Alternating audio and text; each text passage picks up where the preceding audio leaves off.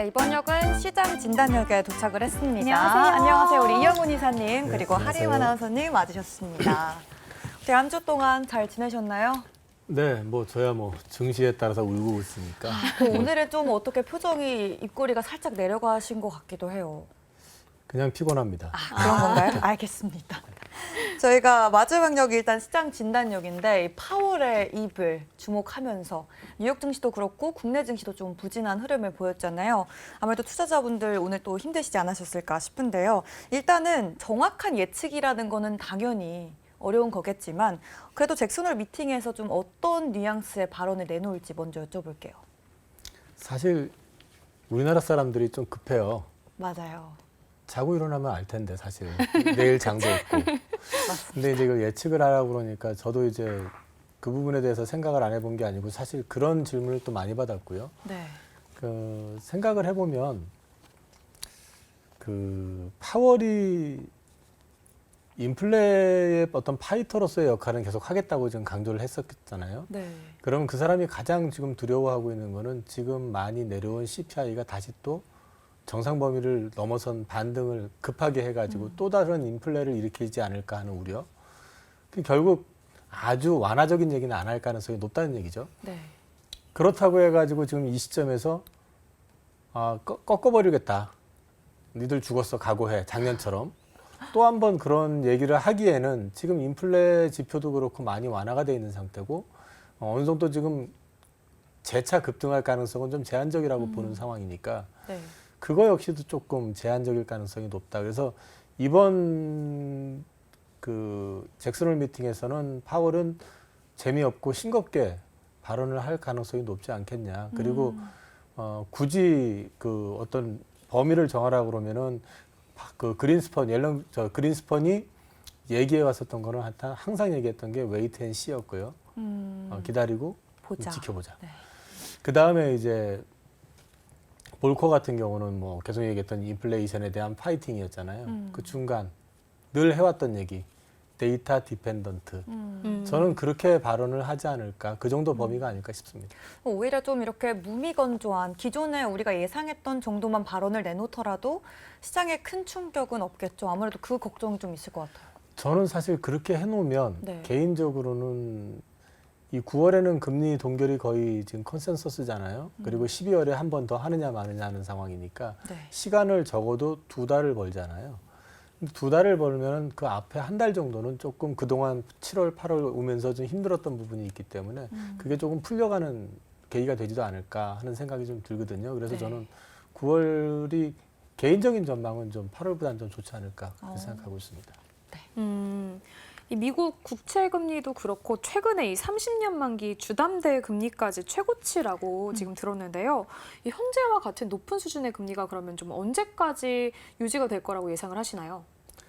금리를 얼마까지 할 것이냐에 대해서는 노이즈가 있는데 언제까지 유지할 것이냐에 대한 부분에 대해서는 기간은 특정하지 않았지만 연준에서 항상 얘기하고 있는 건 하이어 포 롱거. 올려놓고 길게. 길게 하겠다. 이거는 확실히 인플레가 잡히는 걸 보고 내리겠다는 얘기거든요. 근데 시장에서는 계속해가지고 그 조정해주지 않을까. 뭐 지금 물가를 2% 이렇게 맞출 때까지 3%로 바꿔주지 않을까. 이런 얘기들을 이제 자꾸 하는데 네. 그거를 급하게 바꾸기는 쉽지 않은 게 지금 뭐 그거는 논란의 여지가 분명히 있는데 인플레이션의 주범이 누구냐. 뭐 중국이다라는 얘기부터 여러 가지가 있긴 하지만은 사실 그 중에 가장 큰 축의 하나는 연준이거든요. 돈 푼 거는 연준이고 돈을 가장 많이 푼 것도 역시 달러였었고 그 달러가 전 세계를 돌아다니면서 물가를 지금 급등시킨 측면이 분명히 있거든요. 그들은 그들의 책임 때문에라도 그거를 갖다가 낮추는 거에 대해서는 자기들 존심 때문에라도 쉽게 바꾸진 않을 것 같아요. 근데 주목해 봐야 될 거 하나는 있는 게 뭐냐면 네. 연준에서는 실질 장기 금리를 되게 중요시하는데 과거에는 그걸 1%를 가지고 얘기를 했었는데 그게 0.5%로 2019년 이후로는 지금 보고 있거든요. 실질 장기 금리라고 하는 거는 기준금리에다가 기준금리에서 그 인플레를 뺀 거예요. 물가 상승률을. 그렇게 따져보면은 지금 한 5.5라고 하면은 상단 기준으로 네. 3.5 잡으면은 2%잖아요. 네. 그러면은 지금 실질 금리를 가지고 얘기를 하게 되면은 0.5를 만약에 책정을 한다고 그러면 한 1% 정도는 빠질 룸이 생기는 거죠. 최소한. 그러니까 내년에 금리를 1% 정도는 낮출 거다라고 기대감이 좀 있긴 있어요. 근데 그 부분에 대해서 어떻게 운용할지를 좀 지켜볼 필요는 있어요. 어떤 팁을 주지 않겠어요, 이번에? 그러니까 그런 식으로 간접적으로 좀 팁을 주지 않을까 하는 기대는 있어요. 우리 금리 곧 낮출 테니까 걱정하지 마세요가 아니라 장기적인 어떤 금리 운용 정책에 있어서 우리가 생각하고 있는 장기 기준금리라는 거는 안정적인 실질 기준금리라는 거는 이 정도다. 라는 걸 갖다가 제시하는 그 부분이 어떻게 나오는지 한번 뉘앙스를 들어볼 필요 있을 것 같아요. 그럼 오히려 이제 고금리 기조를 이어갈 가능성이 사실 가장 높은데 급작스럽게 금리를 낮춘다면 그것도 좀 이상 신호라고 볼 수 있을까요? 어떨까요?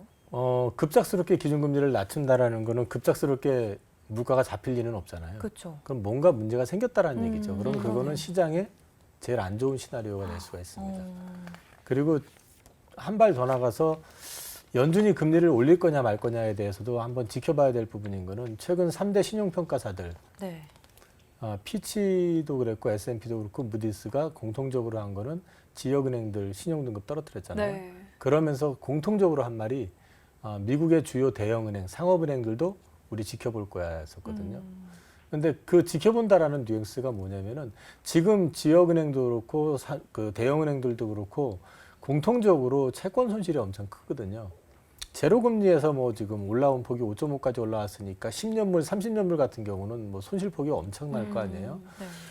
그렇기 때문에 이게 추가적으로 올라가게 될 경우에는 거기서 손실이 더 커질 거고, 그럼 지역은행 몇 개가 또 문제가 될 거고, 거기만 문제가 되는 게 아니라 기준금리가 올라가게 되면 시중금리 역시 더 오르게 되잖아요. 그러면은 잘 알고 있는 이제 개인을 대상으로 한 그 대출, 또 기업 대출 이런 쪽에서도 당연히 부실이 터질 수밖에 없는 거고, 그게 결국에는 그런 미국 은행들의 신용등급을 떨어뜨리는 계기가 되게 되면 이게 또 다른 충격이 될 수도 있거든요.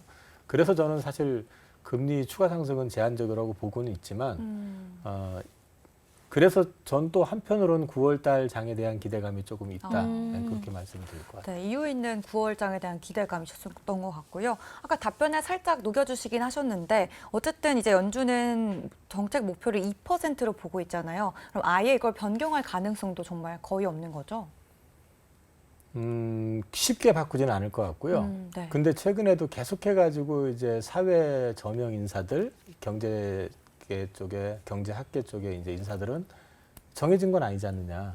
니네들이 정한 거지. 그게 법칙도 아니고 어떤 룰이 있는 것도 아니고 얼마든지 바꿀 수 있는 거고 자기들이 돈 그렇게 풀어놨으니까 사람으로 얘기하면 엄청나게 영양분 먹여놓고 뚱뚱하게 만들든 키우든 해놓고 나서 자기들이 딱 정해놓고 이 사이즈 안에 들어와라고 지금 재단하는 거잖아요. 구조적으로 보면. 마치 그 침대를 정해놓고 침대에 사람 눕혀놓고서 그 사이즈에 맞춘다고 그 침대 밖으로 발이 나가 있으면 발을 자르고 목이 나가 있으면 목을 자르고 네. 너무 잔인한데요. 너무 약간 무서워요. 그런 느낌이잖아요. 네. 그 여태까지 계속 연준이 그래왔기 때문에 항상 연준이 긴축을 할 때는 경기 침체가 오고 꼭 문제가 생기고 했었단 말이에요.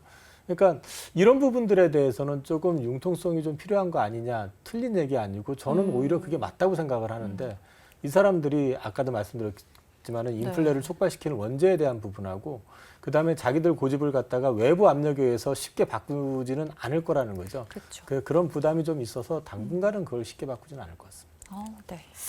네, 어쨌든 쫀심 때문에라도 이 정책 수정이 되지는 않을 것 같다 말씀을 해주셨는데 최근에 국내 증시를 살펴보면 이 장기적으로 박스권에 좀 갇혀 있는 모양새인데요. 그렇다면 이 박스권을 좀 탈피하기 위해서는 어떤 모멘텀이 좀 있으면 좋을까요? 일단 미국 그 10년물 장기 채권 국채의 어떤 금리가 좀 안정이 될 필요가 있고요. 네. 그게 가장 우선인데 그게 불안정한 이유는 결국에는 금리를 올리느냐 마느냐 이 부분에 대한 노이즈가 계속 있는 거잖아요. 그러니까 이 부분이 좀 정리가 될 부분이 필요하다. 그거는 단적으로 우리 금리 안 올릴게라고 얘기는 안 할 거 아니에요. 그렇죠. 그러니까 말 속에서 힌트가 좀 나왔으면 하는 부분이 있고 그게 안정이 되게 되면 우리나라 원화 가치도 강세로 반전이 되면서 다시 1,320원, 30원이 아니라 그 밑으로 이제 떨어지는 그래서 1,300원 밑으로 좀 떨어져줘야 되겠죠. 근데 지금 이제 베이스로 보면은 또 우리나라 지금 현재 한은에서도 그렇고 지경부 장관께서도 말씀하시는 게 9월 이후부터는 수출이 늘면서 무역 흑자가 나올 거다라고 이제 언급을 지금 하고 계신단 말이에요. 네. 그 얘기는 불황형 그 흑자 구조가 아니다. 경기가 침체로 가는 거 아니다라는 얘기를 이제 대언하고 계시는 거니까 그런 맥락을 같이 연결시켜서 보면은 결국 미국에서 금리 상단에 대한 명확한 시그널, 힌트가 나와주고 네. 그다음에 무역수지 흑자 나오고 그러면서 환율이 다시 좀 살아나면 안정을 찾아주면. 우리나라 주식도 그때부터는 박스권 돌파에 대한 어떤 기대감을 좀 갖지 않을까 그렇게 보고 있습니다. 일단 충족돼야 될 요소가 한 크게 두 가지 정도는 있기 때문에 좀 기대를 그래도 해봐야 될 것 같고요. 또 이야기를 안 할 수가 없는 게 엔비디아 관련 이야기일 것 같아요. 어떻게 좀 엔비디아 호실적에 따른 영향이 하루 만에 3일 천하도 아니고 좀 하루 만에 끝이 났잖아요. 어떻게 반도체 섹터들 추가적인 기대 모멘텀이 있는지 궁금합니다.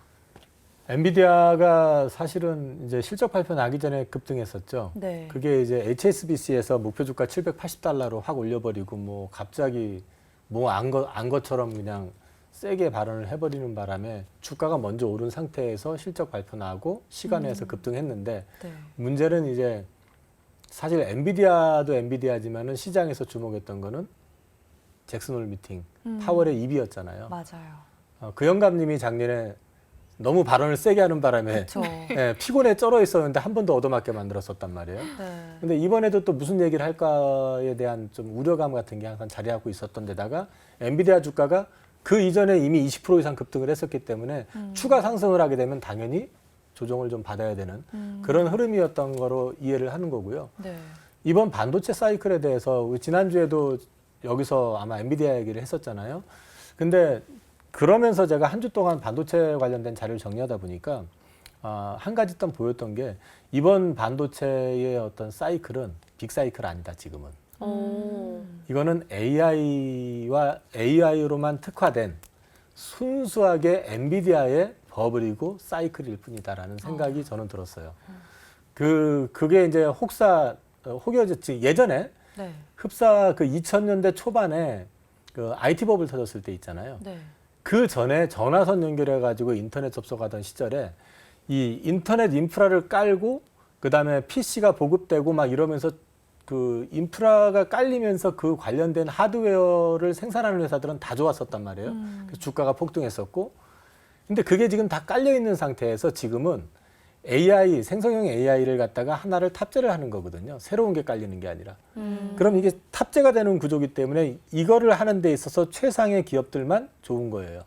근데 지금 엔비디아의 전략 자체가 GPU 칩의 업그레이드를 통해서 AI 머신의 성능을 계속 업그레이드 시켜왔기 때문에 네. GPU 칩을 생산하는 엔비디아가 무조건 좋은 거예요.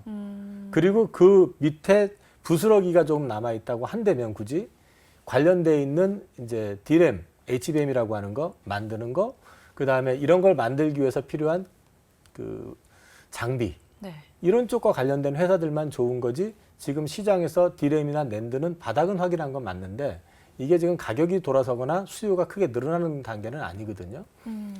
그래서 그 주가로 봤을 때는 엔비디아 관련해서는 저는 관련주를 살 게 아니라 엔비디아 사는 게 제일 싸다. 첫 번째. 두 번째는 삼성전자와 하이닉스와 같은 빅사이클 이런 주식들은 빅사이클이 나와야 되는데 빅사이클이 나오려면 네. AI가 아니라 새로운 그 디바이스가 나와야 된다. 그래서 메모리 칩 들어갈 수 있는 그런. 그렇죠. 이 네. 칩이 많이 쓰일 수 있는. 네, 네. 근데 과거에 그렇게 되려면은 기존의 노트북이나 스마트폰이나 이런 쪽 시장이 좀 드라마틱하게 회복이 되든가. 그래도 옛날보다는 가격이 안 비싸니까.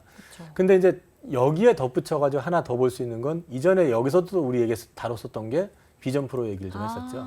애플에서. 그래서 그때도 네. 제가 비전 프로 얘기를 했었잖아요. 네, 그 네. 지금 그 고가기 때문에 만들어내는 것도 뭐 내년에 1차 40만 대 얘기를 하고 뭐 크지 않다. 동의는 하는데 애플이 만들면 삼성도 따라할 수밖에 그쵸. 없어요. 시장을 지키기 위해서. 이게 스마트폰하고 연동이 되니까. 그러면 이 시장이 커지게 되면 여기에 들어가는 칩은 일반 노트북에 들어가는 것보다 더 많이 들어갈 수가 있거든요. 더 성능도 업그레이드 돼 있고. 그러면 이 시장이 개화가 되면은 애플은 고가 그 비전 프로에서 그치는 게 아니라 보급형도 준비를 하고 있잖아요. 네네. 최근에 기사를 보면은 삼성의 그 기기도 유출이 됐어요, 디자인이. 비전 프로 그러니까 준비가 되고 있다라는 얘기죠. 네. 그러니까 이런 부분들이 어떻게 시장에서 받아들여지느냐에 따라서 내년에 올해가 아니라 내년에 비전 프로의 동향을 통해서 시장이 정말 반도체의 어떤 사이클이 오느냐, 그건 그때 가서 보시는 게 맞을 것 같아요. 비전 프로의 출시를 그러면 좀 기다려 봐야 될 것 같습니다. 오늘 중국 정부가 이 시장 안정을 좀 위해서 연기금, 대형은행, 보험사 뭐 이런 금융기관들의 주식 투자를 좀 늘리라고 지시를 했다고 하는데요.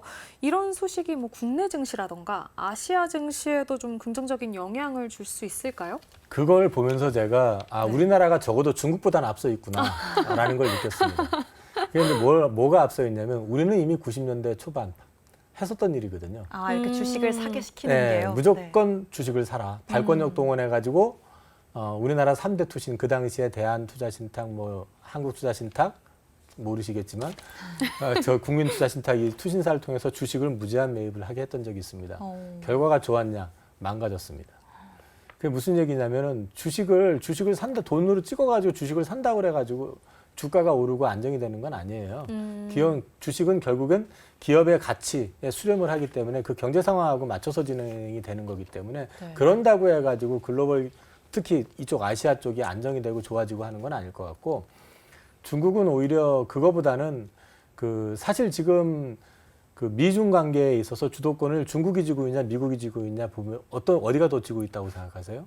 미국 아닐까요? 사실 채권자는 중국인데, 그죠? 네. 그런데 왜 미국이 쥐고 있냐면은 미국만큼의 경제 체력도 안 되지만은 그 미국이 가진 국채 역시도 미국 경제에 의해서 좌지우지되잖아요. 그건 또 결국 미국의 기준금리를 어떻게 올리느냐에 따라서 좌우가 되는 거고, 미국이 금리를 올리게 되면 중국은 경제적으로 운영할 수 있는데 한계가 있잖아요. 그렇죠. 그러니까 지금 그런데 최근에 보면 계속해서 왔다 갔다 하죠. 블링컨도 왔다 가고 뭐 시진핑 만나고 뭐 네네. 서로 상호 뭘 지켜주네 뭐 이런 얘기 하고 있잖아요. 그런 것들을 보면 결국에는 그 미국과 중국 간의 어떤 갈등도 있지만은 경제에 있어서 어느 정도 풀어보려고 하는 그런 부분들이 어떻게 전개되느냐, 이게 더 중요할 것 같습니다. 결국 이번에 한 거는 좀 무의미한 거군요. 뭐 단기적인 약발은 있을지 모르지만 네. 궁극적으로는 별 의미 없다. 네. 알겠습니다. 그럼 저희가 이제 다음 주면 8월의 마지막 주고요. 그 다음 주면 또 새롭게 9월을 시작을 해야 될 텐데요. 9월 전망에 대해서 좀 여쭤보고 싶습니다. 아까 어쨌든 긍정적으로 볼 수 있는 여지가 있다고 하셨기 때문에 9월 증시 전망 그리고 좀 투자 전략 어떻게 가져가는 게 좋을까요? 잭슨홀 미팅에서 파월 영감이 진짜 이상한 소리만 하지 않으면 네. 영감이. 뭐 못 알아들을 테니까 한국말 못 알아들을 테니까 뭔 얘기인지 못 하겠어요. 맞아요. 근데 이제 헛소리만 하지 않으면 그 9월 증시는 생각보다는 좀 편안할 수도 있다. 그 이유 중에 하나가 아까도 말씀드렸지만 지경부 장관이나 한은 총재께서 말씀하신 게 이제 9월부터는 수출이 늘면서 무역 수지가 흑자로 이제 나올 가능성이 높다라는 점 하나.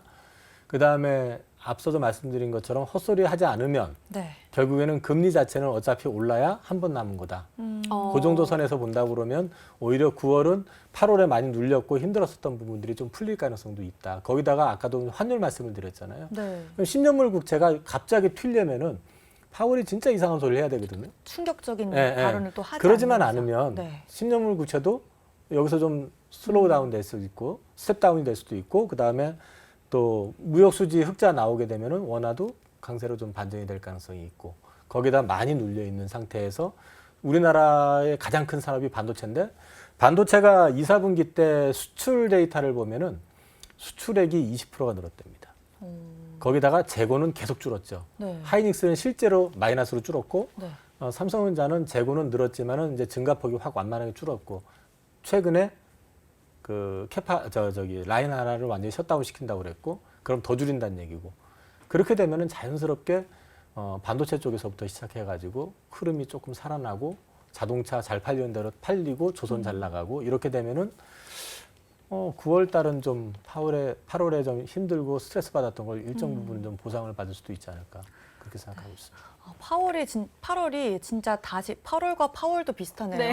8월이 굉장히 힘들었잖아요, 저희 시장이. 근데 9월에는 좀 그런 힘듦을 내려놓아 줄 수 있는 좀 그런 전개가 나왔으면 좋을 것 같고요. 8월의 발언도 어쨌든 오늘 밤 또 11시 5분에 시작이 된다고 하니까 한국인들 또 마음이 급해서 꼭 봐야 될 것 같습니다. 네. 이사님도 보실 거죠, 오늘 밤에? 저는 안 보고 잡니다. 왜냐하면 그 보고 나면은 머리가 복잡해질 수도 있고 하기 때문에 그냥 일어나서 보는 게 일어나서 보고 판단하는 게 낫습니다. 좋아요. 저도 정리된 걸 보는 게 좋아서 저도 내일 아침에 그럼 이사님과 함께 파월이 어떤 내용을 했을지 보도록 하겠습니다. 그럼 마지막 역은 우리 하리 아나운서에게 맡기고 이영우 이사님 저와 먼저 퇴근해 보시죠. 네, 네. 네, 수고하셨습니다. 다음 주에 감사합니다. 뵐게요. 네, 수고하세요.